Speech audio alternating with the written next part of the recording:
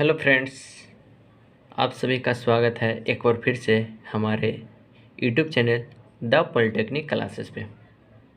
आज के इस वीडियो में expression for two transistor analogy के बारे में पढ़ेंगे।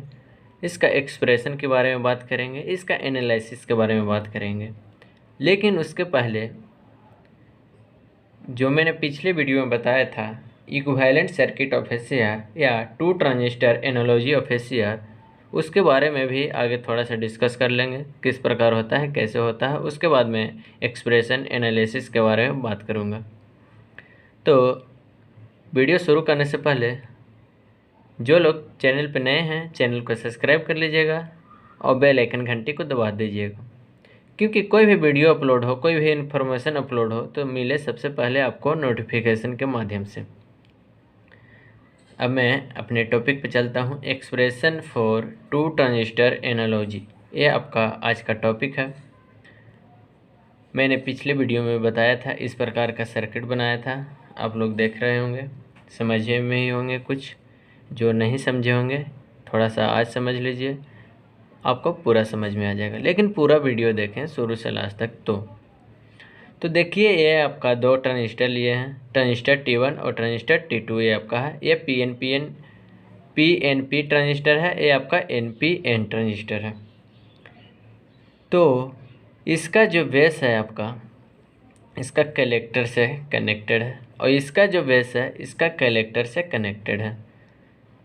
इसका बेस और कलेक्टर दोनों आपस में एक दूसरे से कनेक्टेड रहता है, आपस में एक दूसरे से जुड़े हुए रहता है। बेस और कलेक्टर क्या होते हैं, जुड़े रहते हैं दोनों आपस में, ट्रांजिस्टर 1 और ट्रांजिस्टर 2 के। ये नोड है ये, और ये आपका गेट शो कर रहा है, और ये आपका कैथोड है। ट्रांजिस्टर T1 में देखिएगा बेस है, इसको नाम दिए हैं B1 से, इसको नाम दिए हैं C1 कलेक्टर है, और इसको नाम दिए हैं इमीटर E1 से। और ट्रांजिस्टर 2 में दिए हैं बेस B2, इमीटर को E2 और कलेक्टर को C2। ये आपका कलेक्टर 1 एंड कलेक्टर 2 है। अब इस टाइम पे हम एक सर्किट में करेंगे क्या, सप्लाई को कनेक्ट करते हैं, एक बैटरी को कनेक्टेड करते हैं। तो ये देखिए RL है, लोड रेजिस्टेंस है, ये आपका बैटरी है, ये पॉजिटिव टर्मिनल, ये नेगेटिव टर्मिनल है। पॉजिटिव टर्मिनल जो है वो एनोड के तरफ से जुड़ा हुआ है, और नेगेटिव है जो कैथोड के जुड़ा हुआ है, कैथोड से। और ये जो गेट के साथ कनेक्टेड है बैटरी, ये आपका पॉजिटिव है, और ये नेगेटिव वाला कैथोड के साथ है। तो इस तरह से हम लोग पूरा सर्किट को देख लिए हैं कि किस प्रकार से जुड़े हुए हैं। अब क्या है, और देखिए कि ये बैटरी के अक्रॉस ही वोल्टेज लिया गया है, बैटरी के अक्रॉस वोल्टेज पहले से लिया गया है। सबसे पहले जब एनोड पॉजिटिव रहेगी तो क्या होगा, विथ रिस्पेक्ट टू कैथोड, तो यहाँ करंट फ्लो होगा, एनोड करंट, ये हो जाएगा आपका इमीटर। देखिए emitter, anode current equal to हो जाएगा इमीटर करंट E1, यहाँ पे हो जाएगा। यानी anode current equal to emitter current E1 हो गया IE1। तो करंट जो है ये आ रहा है करंट, वो डिवाइडेड हो जाता है दो पार्ट में, एक इधर और एक आपका इधर। एक आपका कलेक्टर पे जाएगा, उसको क्या है C2, आपका C2 में गया, और एक आपका गया इधर बेस में, एक बेस की तरफ गया और एक आपका कलेक्टर की तरफ गया। जो बेस की तरफ गया करंट हो गया IB1, और जो कलेक्टर की तरफ गया उसका नाम हो गया IC1। उसी प्रकार जब ट्रांजिस्टर 2 में देखिएगा, तो यहाँ से देखिएगा कि कलेक्टर करंट IC2 है और इधर से आ रहा है आपका B2, ये आपका हो गया IB2। करंट क्या हो गया आपका IB2, और ये आपका क्या है, निकल रहा है, क्योंकि NPN ट्रांजिस्टर है तो इमीटर जो है वो बाहर निकल रहा, वो आपका कैथोड करंट इसको बोल सकते हैं, या इमीटर करंट बोल सकते हैं। वो इक्वल होगा आपका IA प्लस IG का, क्योंकि ये आ रहा है, ये बाहर हो रहा है, तो जो आ रहा है उसको एक साथ रखते हैं, इक्वल टू बाहर जा रहा है उसके साथ। इतना आप लोग समझ रहे होंगे। और आगे देखिएगा कि जब तक हम गेट पे सप्लाई नहीं करेंगे तब तक क्या है, हमारा ट्रांजिस्टर है जो वर्क नहीं करेगा। और गेट से जो कि हम वोल्टेज सप्लाई वोल्टेज प्रोवाइड करेंगे तो AIG करंट है वो फ्लो होने लगेगा, जो कि गेट करंट और AIG करंट हो जाएगा। क्या हो जाएगा? गेट करंट IG हो जाएगा। ये आपका बेस 2 पे, ट्रांजिस्टर 2 ये बेस 2 पे जाएगा। अब यहाँ कलेक्टर आ रहा है, देखिए यहाँ से कलेक्टर आपका आ रहा है, यहाँ से बेस करंट आ रहा है, तो ये इमीटर आपका हो जाएगा, कैथोड करंट हो जाएगा I के बराबर IA प्लस IG हो जाएगा। यानी जो यहाँ पे इमीटर करंट पर जो करंट है वो IE2 है, और ये करंट किसका इक्वल है? आपका anode current plus gate current. Cathode पे जो करंट फ्लो होगा वो होगा आपका anode current plus gate current के इक्वल होगा। ये आप यहाँ पे देख रहे होंगे। ये तो हो गया इसका। अब करंट फ्लो को देखिए इसमें ट्रांजिस्टर 1 में कि गेन है आपका, उसको हम क्या करते हैं? बीटा 1 से डिनोटेड करते हैं। किससे? बीटा 1 से डिनोटेड करते हैं। और ट्रांजिस्टर 2 का जो गेन है उसको हम बीटा 2 से डिनोट करेंगे। यहाँ पे लिखते हैं बीटा 2, इससे डिनोट करते हैं। तो बैक टू बैक एक दूसरे से कनेक्टेड है ट्रांजिस्टर 1 एंड ट्रांजिस्टर 2, यानी कि एक ट्रांजिस्टर की आउटपुट को आएगी, जैसे इसका आउटपुट आ रहा है इसका इनपुट में बन जाता है, और दूसरा के ट्रांजिस्टर के आउटपुट फर्स्ट वाले को इनपुट, फर्स्ट वालों को आउटपुट बन जाता है। तो इस तरह से आपका वाइस वर्सा केस क्रिएट होता है यहाँ पे। तो इससे हमें एक पार्टिकुलर नेट गेन मिलता है, जो पार्टिकुलर गेन होता है आपका B1 इंटू B2 होता है। गेन जो आपका लूप प्राप्त होता है बीटा 1 इंटू बीटा 2, क्योंकि ट्रांजिस्टर T1 का गेन है वो बीटा 1 है और ट्रांजिस्टर 2 का जो गेन है बीटा 2 है। तो इससे जब करंट फ्लो होगा आपका तो लूप हो जाएगा। क्या हो जाएगा? आपका लूप बन जाएगा। तो हमारा गेन क्या होगा? मल्टीप्लायर हो जाएगा, दोनों में मल्टीपल हो जाएगा, बीटा 1 इंटू बीटा 2 हो जाएगा, क्योंकि दोनों ट्रांजिस्टर के रिस्पेक्ट में हुआ, ट्रांजिस्टर T1 एंड ट्रांजिस्टर 2 के रिस्पेक्ट में। एक चीज़ और यहाँ पे आपको छूट गई, गेट करंट सबसे बड़ी चीज़ है। क्या है? गेट करंट आपका सबसे बड़ी चीज़ है। पूरा सर्किट में आपका गेट करंट पे ही डिपेंड होता है। अगर हम गेट करंट 0 कर दें, गेट करंट पे 0 सप्लाई दें, तो गेट टर्मिनल क्या हो जाएगा? ओपन हो जाएगा, मतलब गेट करंट पे कोई भी करंट फ्लो नहीं हो जाएगा। अगर हम गेट करंट को 0 कर दें तब गेट करंट क्या है? गेट करंट से करंट फ्लो नहीं होगा, वो लीकेज करंट के कारण थोड़ा बहुत आपका करंट फ्लो होगा, और उस टाइम पे जो टोटल करंट होगा उस सर्किट का वो लीकेज करंट से थोड़ा ज़्यादा होगा। ये आप यहाँ तक समझ रहे होंगे। ऐसा इसलिए क्योंकि दो ट्रांजिस्टर है तो दोनों का अपना अपना करंट होगा, इसलिए। और जैसे ही हम गेट पर सप्लाई प्रोवाइड करेंगे, पहले तो 0 कर देना है तो आपका कोई भी करंट फ्लो नहीं होगा, लेकिन हम गेट करंट पे जब सप्लाई प्रोवाइड करेंगे तो क्या होगा? आपका ट्रांजिस्टर T2 है कि गेट पे सप्लाई होगा तो गेट करंट फ्लो होगा इमीटर और बेस, ये इमीटर और बेस के बीच। एक क्या हो जाएगा? आपका फॉरवर्ड वाइस में आ जाएगा। इस पे ट्रांजिस्टर 2 कंडक्ट करने लगेगा। जैसे ही कलेक्टर करंट जनरेट होगा तो ये आपका स्टार्ट हो जाएगा, यानी C2 आपका है, C2 कलेक्टर 2 पे करंट भी फ्लो होने लगेगा, करंट भी आपका स्टार्ट हो जाएगा, और इस तरह से एक लूप में करंट फ्लो होता है। तो ये मल्टीप्लायर हो जाता है आपका गेन बीटा 1 इंटू बीटा 2 इस तरह से। और हमें SCR हमारा ऑन स्टेट में हो जाता है। इस तरह से जब कंडक्ट करने लगेगा तो हमारा SCR ऑन स्टेट में आ जाता है।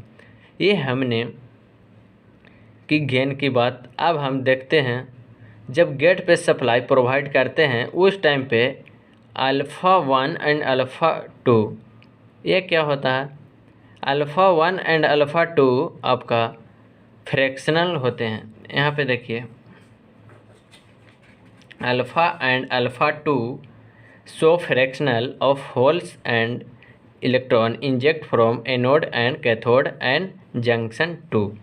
अल्फ़ा 1 एंड अल्फ़ा 2 आपका फ्रैक्शन होते हैं जो होल होता है और इलेक्ट्रॉन होता है। जंक्शन J2 जिस पे आपका गेट सप्लाई प्रोवाइड की जाती है और उसके डिप्लेशन लेयर को ब्रेक करने के लिए होल्स और इलेक्ट्रॉन को जो इंजेक्ट होता है वो आपका एनोड और कैथोड में, तो उसके फ्रैक्शनल को बोलते हैं हम लोग अल्फ़ा। और उस अल्फ़ा को हम लोग इस तरह से डिनोट करते हैं ए अल्फ़ा। इसको अल्फ़ा 1 एंड अल्फ़ा 2 से डिनोटेड किया जाता है और ये होगा आपका alpha into alpha, alpha 1 into alpha 2 हो जाएगा। तो अब हम इसके डिस्कशन के बारे में डिस्कस करेंगे, थोड़ा एनालिसिस भी देखेंगे उसका एक्सप्रेशन। तो सबसे पहले हम बेस करंट के देखिए, यहाँ पे जो IB है आपका IB1 है, यहाँ पे आपका IB1 यानी ट्रांजिस्टर 1 का जो बेस है वो किसका इक्वल होगा, तो होगा IC2 के इक्वल होगा। जो ट्रांजिस्टर V1 है वो किसका इक्वल हो जाएगा, IC2 के होगा, क्योंकि एनोड से जो करंट आ रहा IA वो करंट डिवाइडेड हो रहा है IB1 और IC1 में। तो IA माइनस IC1 बेस का जो करंट होगा, एनोड करंट माइनस जो कलेक्टर करंट होगा वो, इन दोनों का डिफरेंसेस होगा IB1 आपका। ठीक है, जैसे मैं यहाँ पे लिख दिया हूँ IB1 बराबर आपका हो जाएगा anode current minus collector current, first वाला का ये आपका 1 नंबर ले लिया हूँ यहाँ पे, इस प्रकार आपका हो जाएगा।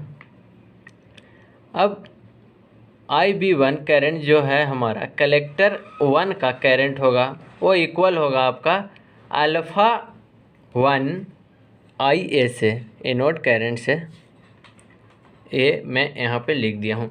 तो अब क्या करना है कि IC1 जो वैल्यू आया अल्फ़ा 1 IA उसको मैं इसमें पुट करूँगा ये IC1 की जगह पे।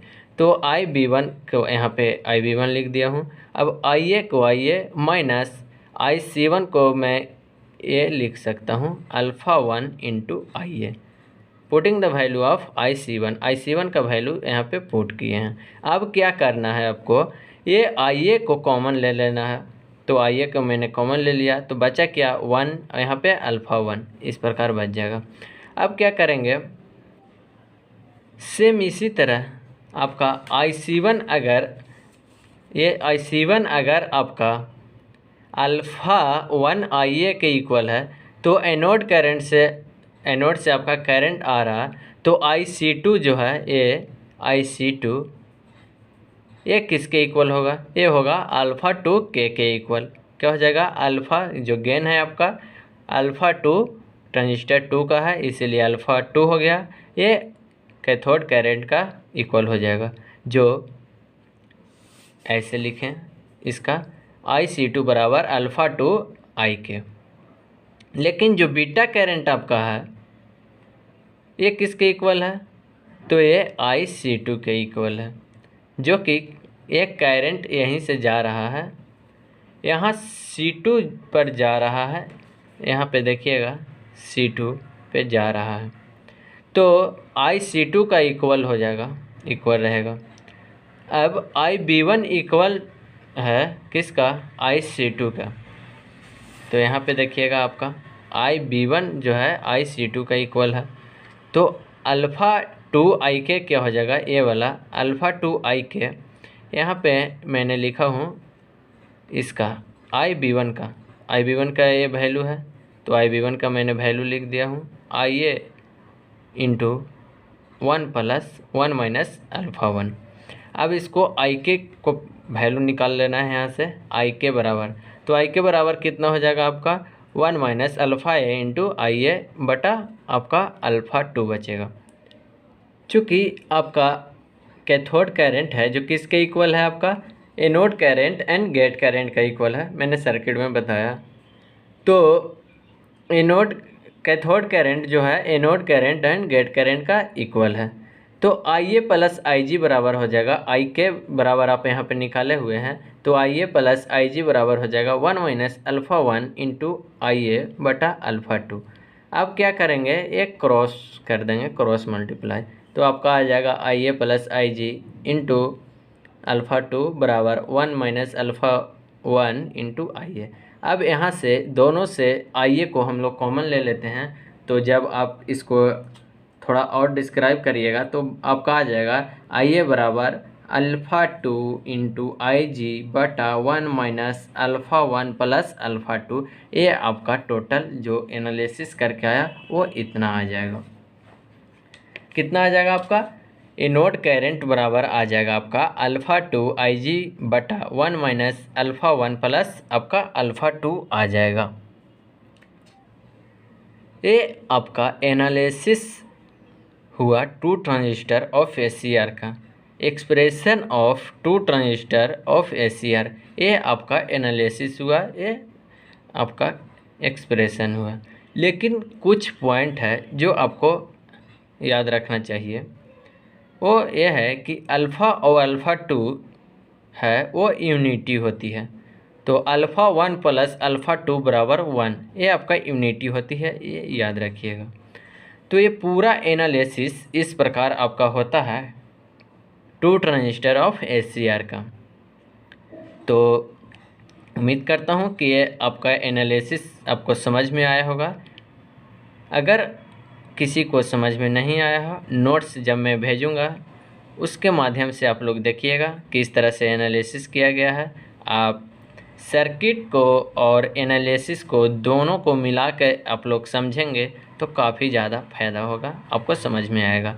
तो आप सर्किट भी साथ में रखिएगा जो मैं टू ट्रांजिस्टर ऑफ एसीआर का बताया हूँ, और ये एनालिसिस भी उसके माध्यम से देखिएगा। कलेक्टर करंट, बेस करंट कहाँ पे इक्वल हो रहा है, कहाँ से जा रहा है, ये सारा चीज़ देखिएगा, तो ये आपको समझ में आएगा ज़्यादा से ज़्यादा। तो ये आप नोट्स बना लीजिएगा इसका भी। आज का वीडियो इतना ही, थैंक यू, बाय बाय।